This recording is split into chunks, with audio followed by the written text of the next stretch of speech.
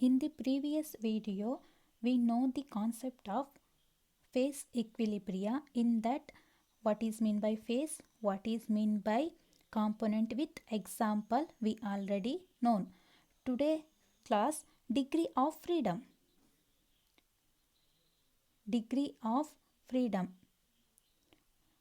Define the degree of freedom. The minimum number of independent variables of the component required to define the system completely.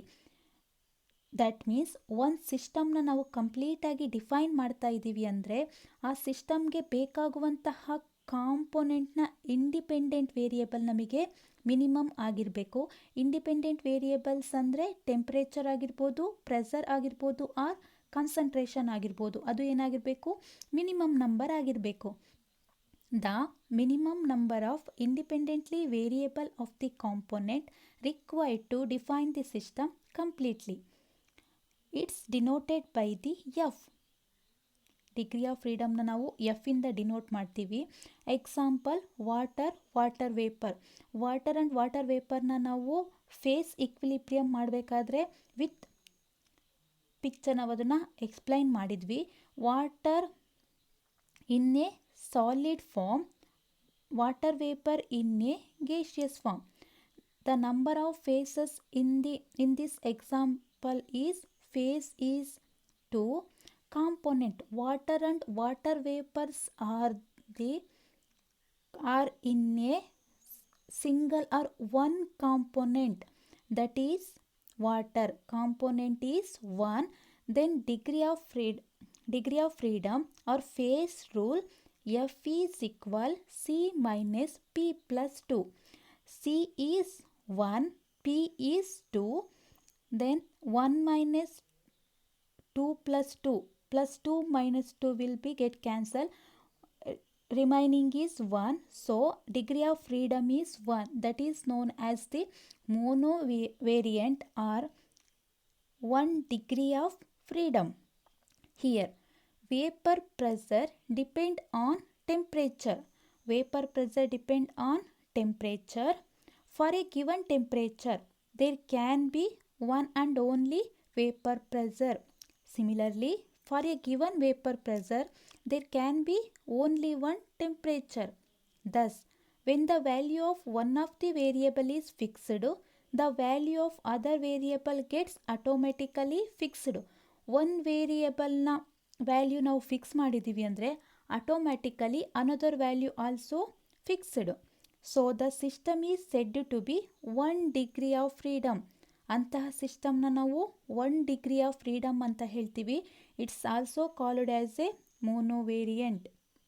This is the first example of degree of freedom. Another example is ice water vapour. Ice is equilibrium with water. Water is equilibrium with vapor. Here ice, water, vapor. Ice in the solid form, water in the liquid form, vapor in the gaseous form. So number of phases in that system is P is 3. Number of component ice, water, vapor, they are from the water system. Component is water, so C is 1. Then degree of freedom, F is equal C minus P plus 2. F is equal C minus P plus 2.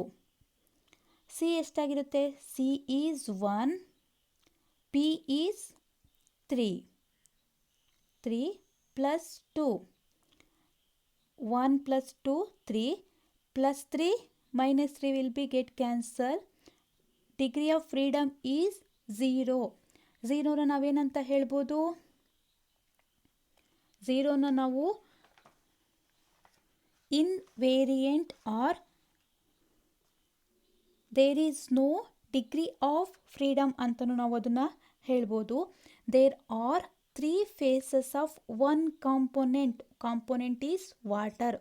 These 3 phases can coexist in equilibrium only at one particular temperature and under a one particular pressure. 3 phases particular temperature and under particular ಪ್ರೆಷರಲ್ಲಿ coexist ಆಗುತ್ತೆ.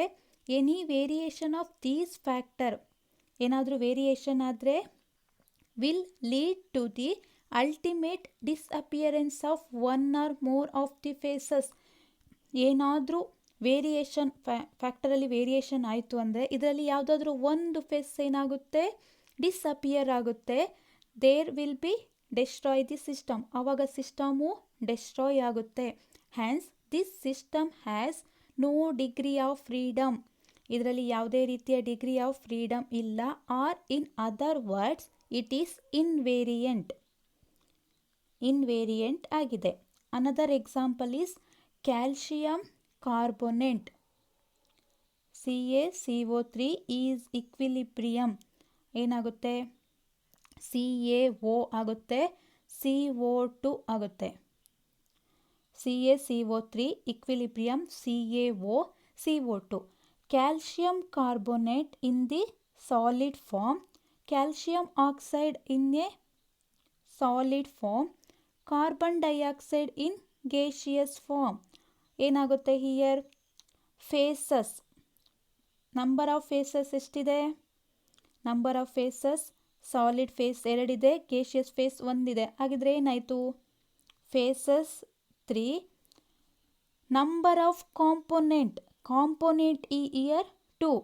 Component ಯಾವ್ಯಾವುದಂದರೆ calcium carbonate ಮತ್ತು calcium oxide are different composition.